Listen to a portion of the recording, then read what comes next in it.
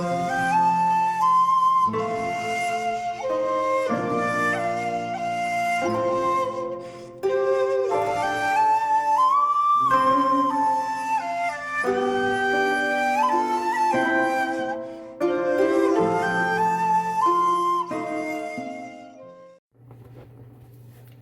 there, this is Curzon'S from Curzon'S Films, and welcome to another episode of In the Frame. Today I'm going to talk about the Curzon box set of Peter Strickland films. So there's 5 films, lots of shorts and music videos. His feature-length Bjork concert video is not included, Biophilia in 2014. This is one of the Curzon carpet box sets. They've just announced a Michael Haneke set, which is a little cheaper than the Umbrella Entertainment in Australia set. I think their most recent one is the Bellatar set. They've got a Lars von Trier set and a Osseland. So I've only got the Strickland and the Wim Wenders. Who knows what other ones I'll get. Lovely box sets with artwork. So Strickland is a British filmmaker, but he's probably a British filmmaker that's the least British. He worked in Europe before they started making films. So his films he has shot in Romania, in the Carpathian Mountains, and he has shot in Hungary. And unlike some British filmmakers, you don't feel that he has this urge to go to Hollywood or anything. Certainly the films he makes aren't particularly Hollywood friendly. Some of his films are executive produced by Ben Wheatley, but for me Strickland is way better than Ben Wheatley. So you get some posters as well, and you get a nice booklet. There's some images of some Beatles for you. Again, certainly a not very British filmmaker, but he is rather wonderful. Again, fairly late to the party for me. The first film I saw of his was his debut from 2009, and that is Catalan Varga, which I've done a random review of. At that point I'd just seen it in DVD, but it looks rather nice on Blu-ray. And again, this was shot in the Carpathian Mountains, and it's about a woman. It's basically a road film about a woman with her son who is looking for the men who wronged her in the past. And again, his films are not, Hollywood Liam Neeson taken films with 73 cuts to jump a fence or anything like that. He is a kind of art house director. You can certainly see his European art house film sensibilities, which again makes him more a European director than a British director.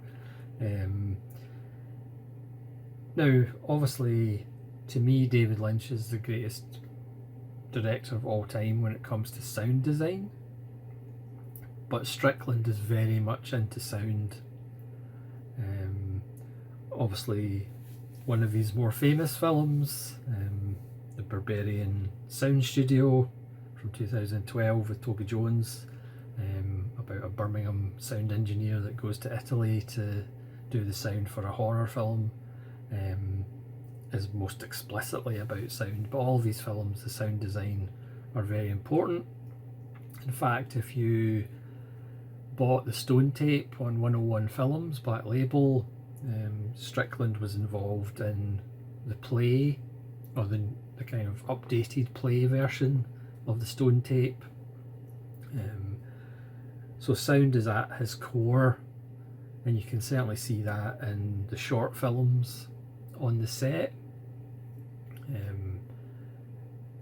where sound and music are kind of very important. Throughout watching these Strickland films, I have ended up ordering some CDs by bands, including Cat's Eyes and others, because the scores of these films are always interesting, to say the least. So Catalin Varga is wonderful. Again, the pacing might not be for everybody, but again, his films are kind of, a lot of times he sets his films in the past, in the 70s or the 80s, and there certainly is a kind of otherworldliness about the locations. Certainly some of the films you can't really place where they're shot, and that's kind of deliberate on Strickland's part. So Catalin Varga, one of the co-stars is Fatma Mohammed, who has been in 6 of his films. So he did an episode of A Field Guide to Evil. So in that short film, which fits into that anthology feature film, Fatma Mohammed is in that as well, which is included in the short films, called Cobbler's Lot, based on a Hungarian fairy tale, and it's wonderful, looks gorgeous. So as I said, you have one of his more famous ones, the Barbarian Sound Studio. So you can kind of tell his influences, even though it's perhaps not as explicit as other filmmakers in the modern era that are fairly obvious who their influences are. Certainly a couple of these films were inspired by the idea of kind of exploitation cinema of like Jess Franco or Jean Rollin or Argento. Obviously Barbarian Sound Studio's got a lot of kind of nods to Argento, and again all these films kind of take place in this strange kind of universe that might not necessarily be reality as we know it. They're still grounded in some sort of reality, perhaps, but they also work on deeper levels. So apart from Toby Jones, also a Barbarian Sound Studio stars Chiara Diana, who would be in his next film from 2014, and that's The Duke of Burgundy, which again is relatively famous, about the relationship between 2 women, and again Fatma Mohammed has a smaller role, and it's really the relationship between Sidse Babette Knudsen, who is Norwegian Danish, and Chiara Diana. There's lots of wonderful sadomasochism and butterflies. Knudsen's character is an entomologist, and it's about the relationship, if you have one of those relationships when one person's not necessarily completely into it and is basically just trying to please the other person. Again, looks beautiful, sounds beautiful, and it is a wonderfully beautiful film. It's funny, his films kind of almost get longer as it goes on, and that's not necessarily a great thing. So in 2018, so 4 years later, he did In Fabric, which feels very much like an anthology episode, but it's like 118 minutes or something, which is way too long. It is definitely a story of two halves, and it's about a dress, but it's also about more than that. It's a wonderful satire on consumerism and fashion, and the idea that an object or something you wear, or we see it in car commercials, that somehow your life will be enriched and made better just because you're wearing a dress or you drive a car. And again, it exists in this bizarre kind of universe. It was definitely a kind of art house indie mentality, and there's also,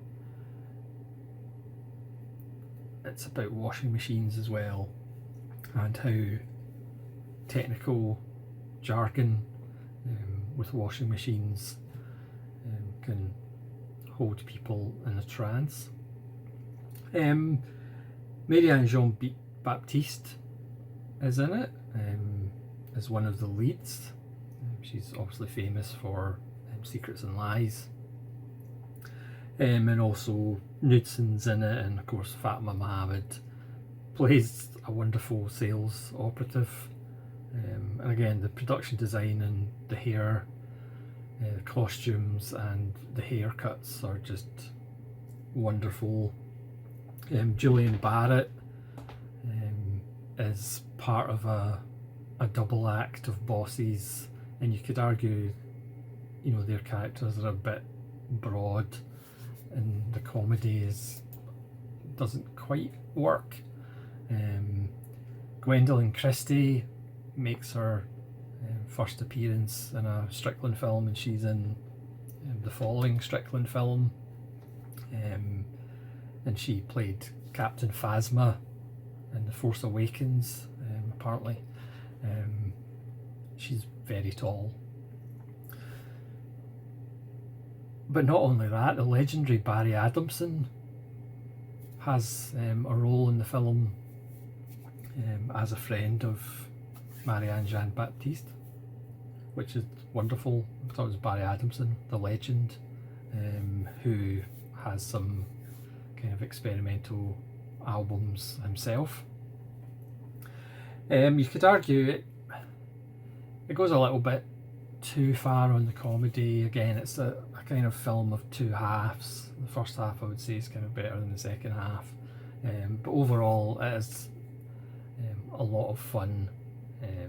Again, it's one of those things that I think by the time you get to Duke of Burgundy, you're either gonna love these films or just not like them that much, because again, that's the kind of filmmaker that I like. You either love it or you just can't stand it. And then we get to Flux Gourmet from 2022, which is another wonderful film, and again, this is having a go at performance art, cuisine. So it's like a sonic catering institute where these artists take residence. It's run by Gwendolyn Christie again, in even more ridiculous costumes and haircuts.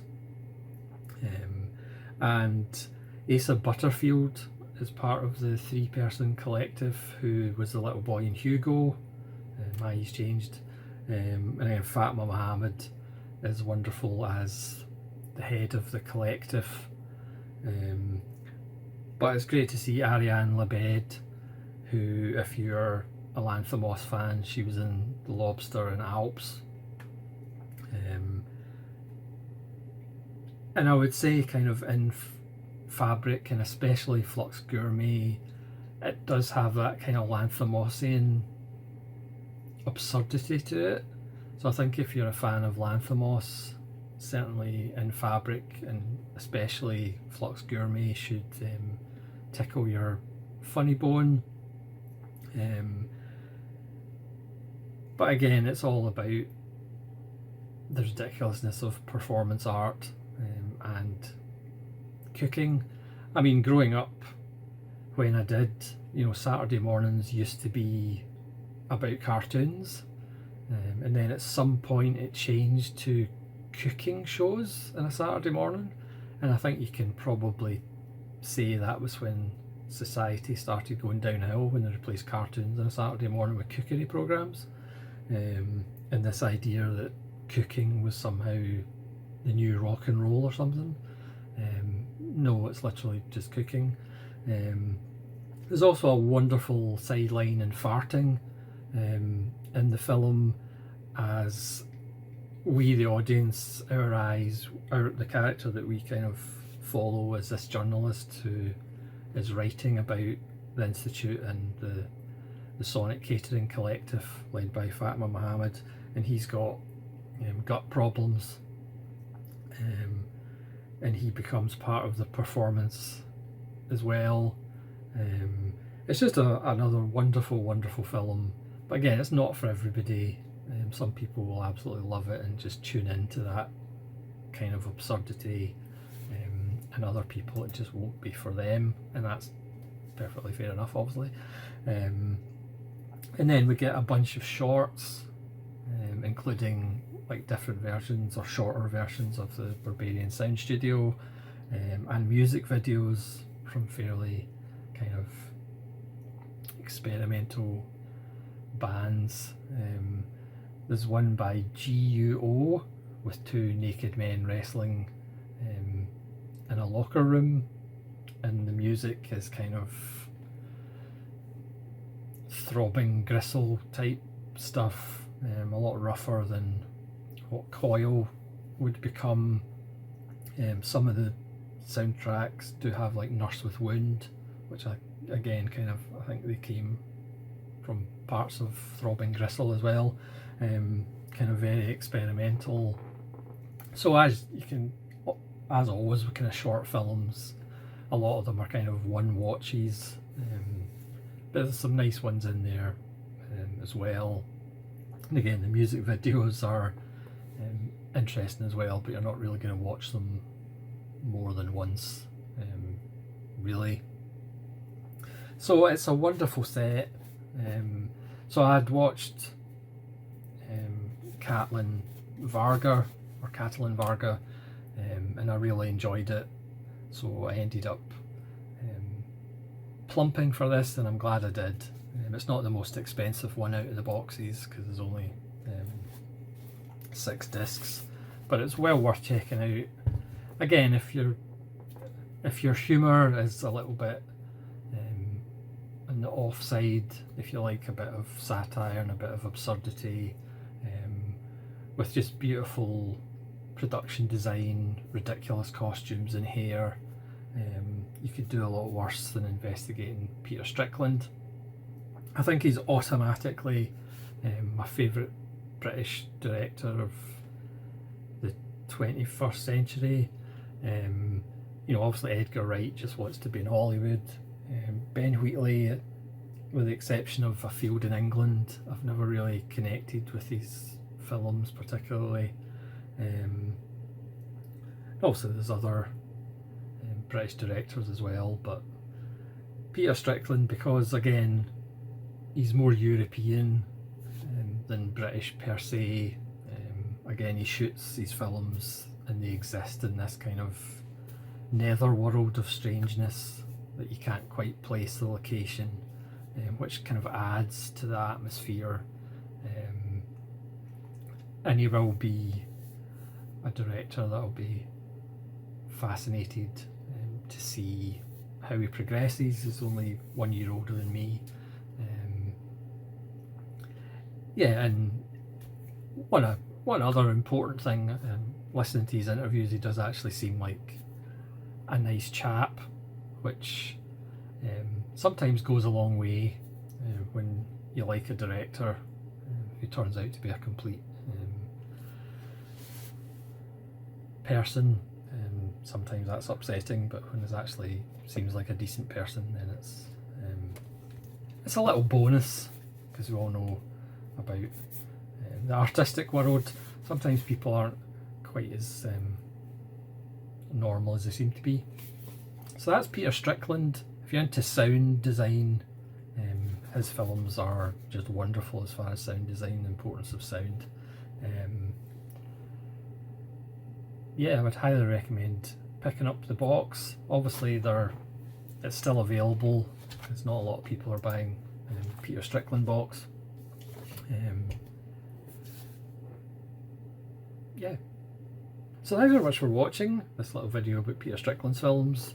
Please let me know if you've seen any of his films and what you think of them, or I'm talking my usual nonsense, and hopefully you'll join me again for more episodes of In the Frame. This is Solitary Ronin from Solitary Ronin Films, saying farewell.